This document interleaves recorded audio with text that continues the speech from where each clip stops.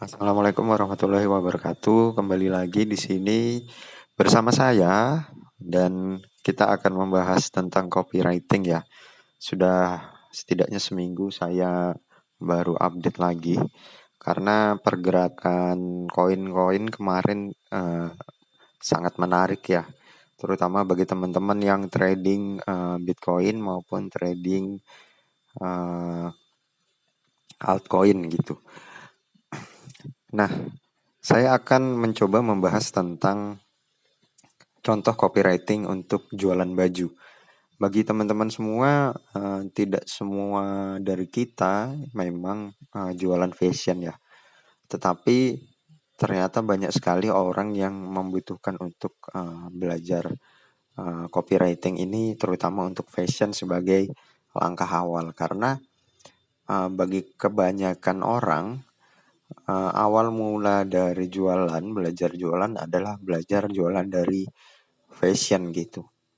Karena kalau belajar jualan langsung misalnya ke produk makanan gitu, banyak yang juga menganggap tidak butuh copywriting gitu kan. Jadi asal jualannya makanannya itu enak, kemudian tampilannya menarik, bahkan namanya unik, itu sudah bisa menjual dengan sendirinya gitu kan. Seperti beberapa tahun yang lalu ada cerita tentang es kapal Milo ya. Kalau teman-teman tahu itu tanpa copywriting apapun sudah bisa menjual dengan dirinya sendiri walaupun sekarang sudah tidak ada lagi gitu ya. Oke, teman-teman bisa melihat ke dalam slide ini adalah presentasi PowerPoint yang teman-teman bisa nantinya lihat berulang kali. Saya akan next saja.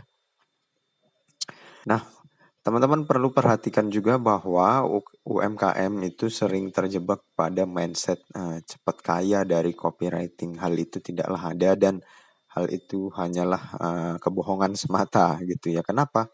Karena saya sudah berada di industri jual menjual dan copywriting ini sudah menangani banyak sekali klien gitu.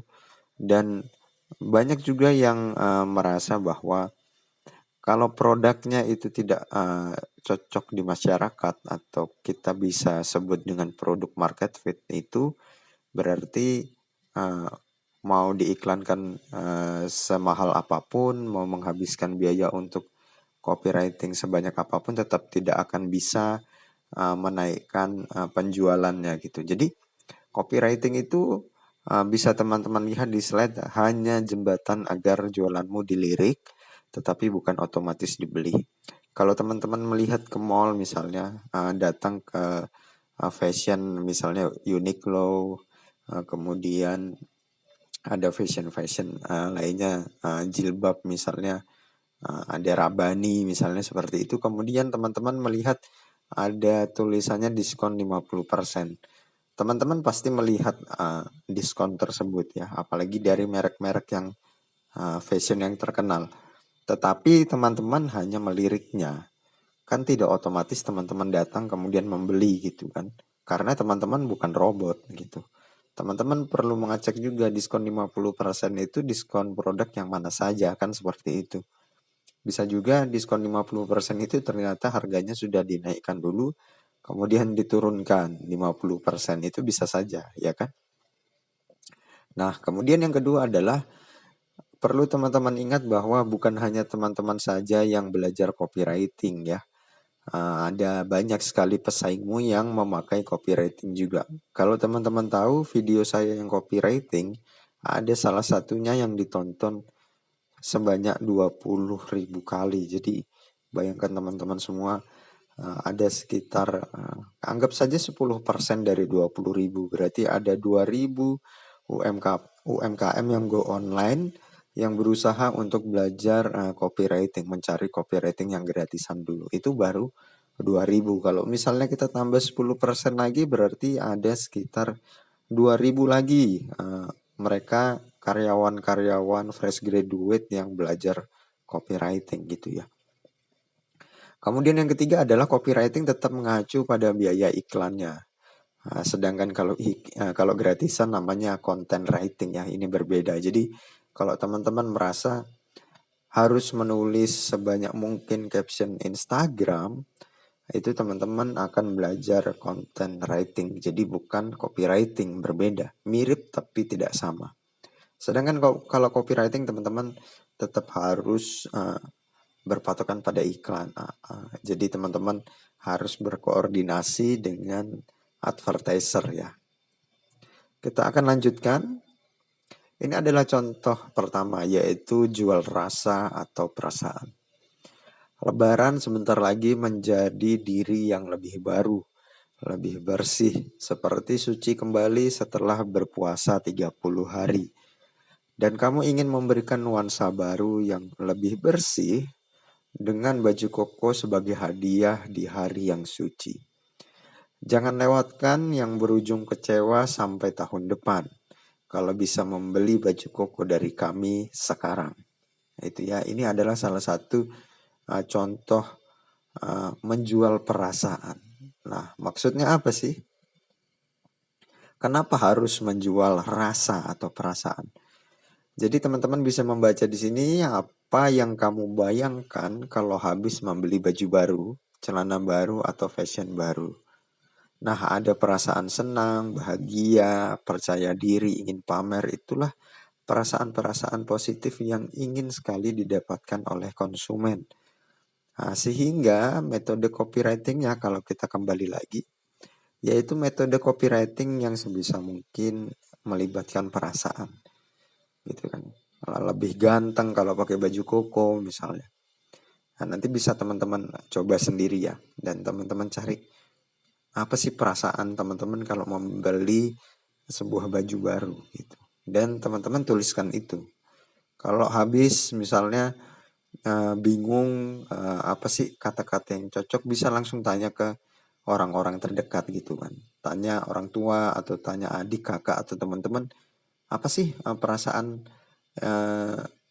yang muncul saat membeli baju baru gitu ya. Nanti bisa teman-teman catat di situ. Oke, kita next lagi. Contoh kedua adalah bantulah konsumen untuk bisa melihat masa depannya. Contohnya adalah fit for champions, made for everyone. Jadi contoh ini adalah dari fashion yang bernama Bonobos di dalam websitenya ya. Jadi mereka menuliskan seperti ini karena mereka ingin bahwa setiap dari pembeli produk mereka adalah pemenang. Dan produk mereka dibuat untuk siapa saja gitu. Jadi siapa saja yang memakai produk Bonobos adalah pemenang gitu ya. Saya kasih contoh lagi di bawah, yaitu cantik warna-warni setiap hari dengan koleksi Elzata. Promo khusus untuk pembelian koleksi 7 warna pelangi dari kami, sertakan kode 7 warna bidadari. Nah, ini adalah salah satu contoh untuk fashion jilbab yang saya buat. Tapi ini hanya contoh ya, tentu tidak saya publish karena saya tidak bekerja sama dengan Elzata. Hanya saja saya mencari produknya di Shopee gitu ya, kira-kira seperti ini. Nah, kalau kita next. Nah, jualan masa depan dan jualan rasa itu mirip. Bedanya ada di mana? Bedanya adalah kalau kita menjual masa depan berarti kita membuat copywriting itu agar terikat dengan waktu. Ya, contohnya seperti cantik setiap hari, kemudian sehat sampai nanti, bahagia hingga nanti. Itu adalah salah satu contoh-contoh perasaan-perasaan yang positif yang terkait dengan waktu. Berbeda dengan jualan rasa biasa, kalau cuma senang gitu aja. Kalau bahagia, rasanya enak gitu kan, itu saat itu aja gitu. Tetapi produk ini adalah produk yang digunakan untuk bisa merasakan perasaan itu dalam jangka waktu tertentu gitu ya. Jadi berikan konsumen dan membuat mereka itu menjadi sesuatu hal yang mereka inginkan di masa depan gitu ya. Nah, kemudian yang ketiga adalah proyek membantu sesama. Misalnya contohnya adalah setiap pembelian fashion dari kami, Anda berpartisipasi menyumbangkan sebesar Rp5.000 pada yayasan panti asuhan. Atau contoh lain adalah bahagiakan mereka di hari yang suci dengan membelikan fashion dari kami. Caranya mudah, pembelian 3 fashion akan ikut membantu memberikan 1 fashion baru untuk mereka. Kenapa penting ya? Kenapa cara ini atau proyek amal ini juga bisa meningkatkan penjualan teman-teman atau copywriting teman-teman ya? Karena ada konsumen yang merasa memiliki nilai atau value untuk berbaginya itu tinggi. Karena penjualan program sosial itu juga dilakukan oleh brand-brand besar ya. Tetapi harus diingat bahwa teman-teman juga kalau ingin melakukan hal ini, sebisa mungkin sediakan foto terlampir ya, atau bukti untuk teman-teman nanti upload ke sosial media agar itu memang benar menjadi bukti bahwa mereka yang sudah ikut berpartisipasi membeli produk teman-teman itu juga membantu ya kan, membantu program sosial yang sudah teman-teman jalankan. Apalagi di event bulan Ramadan itu penting banget. Nah, kalau teman-teman mau contoh lainnya, silahkan tonton di channel ini, sudah banyak sekali, dan jangan lupa di-subscribe ya, karena saya juga sebisa mungkin memberikan yang teman-teman mau kalau saya memang ada ilmunya gitu. Atau nanti akan saya carikan, saya coba dulu, saya ulik sekiranya apa sih yang tepat untuk copywriting, terutama bagi teman-teman yang masih bingung tentang copywriting untuk jualan baju ya. Karena ketiga contoh ini saya rasa cukup menarik gitu ya. Nah, mungkin itu saja dari saya. Silahkan subscribe ya, dan tunggu video saya selanjutnya.